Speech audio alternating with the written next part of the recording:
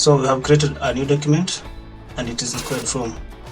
Our first document was in portrait form, which was in A4 size. If you remember, it is in A4 size, but the new document I've created now is in a squared form, which is 20 by 20 centimeters. Now continue again. If you go back again to file, you have open. It will lead you to where you saved your file last, because open is usually you want to open a document, or you want to open your last project, you want to open maybe an image. So that's the function of open section. You open a document.